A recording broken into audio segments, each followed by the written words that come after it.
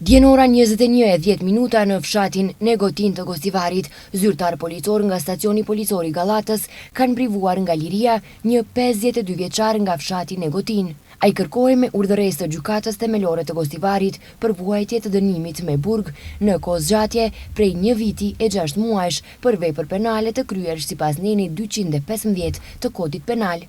Prodhim me lëshim në qarkullim i pa autorizuar i narkotikve, substancave psikotrope dhe prekursorëve.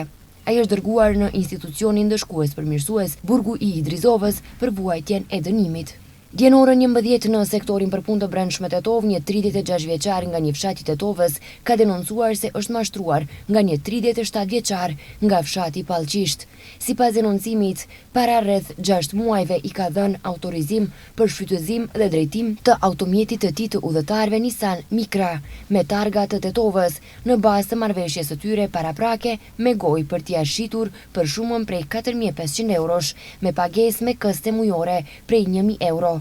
Siç është denoncuar, 37 vjeçari në fillim ka paguar vetëm 1.000 euro, pas të cilës ka ndërprer pagesën e borxhit të mbetur prej 3.500 euro. Në vend të kësaj, pa dijenin dhe pëlqimin e pronarit, ai e ka rishitur automjetin një personi të tretë për shumën prej 3.200 euro, po merren masa për zbardhjen e rastit. Djenora 22:30 në sektorin për punë të brendshme Tetov, një 49 vjeçar nga Tetova ka denoncuar se në udhëkryqin mes rrugëve Boris Kidriç dhe Jane Sandanski, rreth orës 9, djali i tij i mitur është sulmuar fizikisht nga 3 bashkënxënës së tij, me çka kanë përdorur një sen metalik. Po punohet në dokumentimin e rastit në koordinim me prindërit dhe përfaqësuesit e qendrës për punë sociale. Djenora 21:15 në rrugën Beliqica në Gosivar, zyrtar policor kanë privuar nga liria një 32 vjeçar nga Banica e Poshtme e Gosivarit.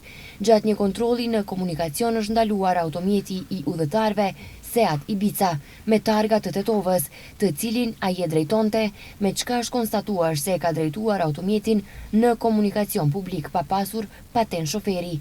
Automjeti është konfiskuar dhe pas dokumentimit të plotë të rastit, ndaj tij do të ngrihet padipërkatëse.